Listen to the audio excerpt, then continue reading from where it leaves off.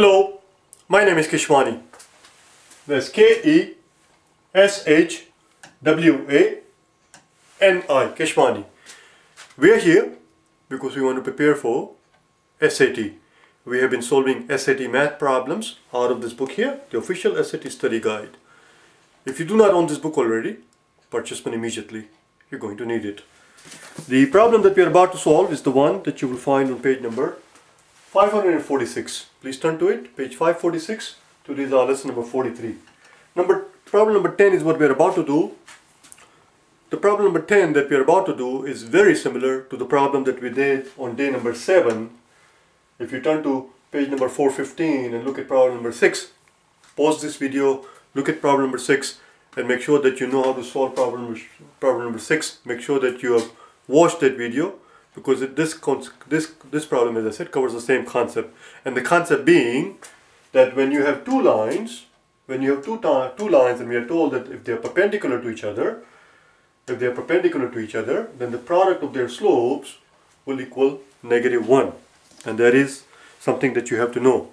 If two lines are perpendicular to each other, their product of their slope will be -1. Here we are given a line L, they call it, and we are told that line L looks something like this. It goes through, this is 1, so it goes through, let's call this point P, it goes through 0 and 1, and we are told that it goes through this point, let's call this Q, and it goes, this is 3, so it goes through 3 and 0.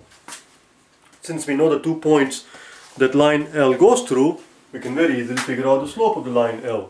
And once we have the slope of the line L, we're going to figure out the slope of the line N, as in Nancy, the second line they gave us, because those two lines are perpendicular to each other, and that's all there is. Slope of this line is simply slope of line L. This is how we represent the slope. Letter M, traditionally letter M is used to represent the slope of a line. That's just a tradition, that's just a convention, that's just an orthodox way of doing things, you understand? So M is used to represent the slope of a line. Subscript L tells you that the slope of the line L, which equals the change in y over the change in x. As we go from point P to point Q, the change in y is going to be from 1 to 0. 1 to 0. And as we go from P to Q, it's going to be from 0 to 3. And therefore it comes out to be -3. And now we know the slope of the line L times the slope of the line N has to equal -1. We already know this guy is -3. Slope of line L is -3. Let's put it in here. -3 times the slope of line N has to equal -1. Did I do something wrong? I made a mistake, didn't I? I made a mistake. This is not -3. It is 1 over -3. It is 1 over -3.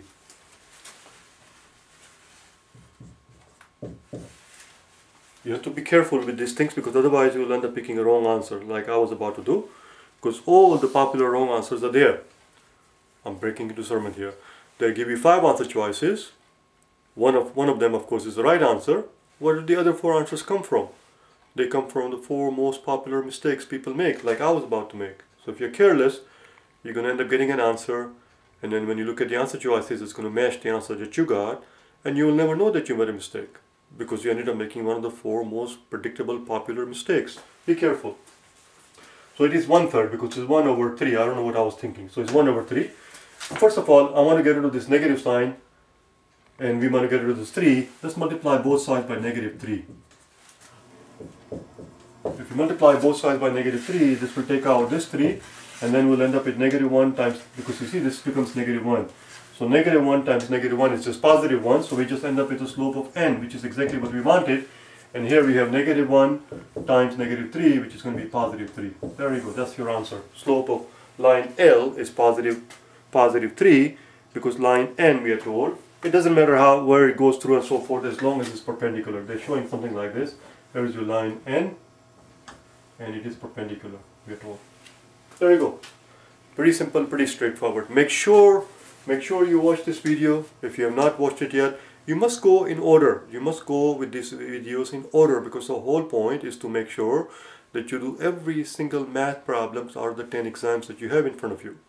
Do you understand? If you want to prepare for the exam, you must practice as many questions as you can do, and when I say as many questions as you can do, that means all of them. There is no reason why anybody should sit for the SAT without having done the work that you see in this book. There are 10 exams. If you go through those 10 exams, that's plenty of practice. That's all you need. Do you understand? You don't have to buy any other books. There are a whole lot of books on the market which will help you prepare for the SAT. There are practice exams, this brand and that brand and this brand. You see how many brands I just named? That's how many brands I'm at liberty to name. Do you understand? And I'm sure they all do wonderful jobs. But in my opinion, the best practice for the SAT is to practice on the real exam. And there are 10 of them there. That's plenty of practice, exercise. But you must practice all of them. Do you understand? Don't skip anything. Anyway, enough said. Let's do number 11. Problem number 11 is what we're going to do next. This is it. We're done with this guide. I'll give you a chance to absorb it. As I always tell you.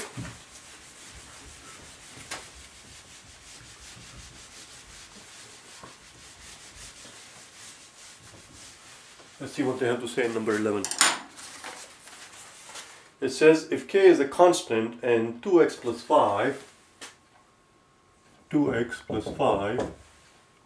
equals 3 times k x plus 5, what is the value of k? Oh, this is too silly. This is just too silly. You see, the coefficient of x here is 2. Whatever the coefficient of x over here is, these coefficients have to match because of the fact that everything else is the same. This 5 is here, this 5 is there, which means the coefficient of this x has to match the coefficient of this x, which means 2 equals 3 times k, which means k is equals to 2/3. Oh, this is too ridiculous. And it is classified as level 3. One wonders. I will see you tomorrow, okay? Bye now.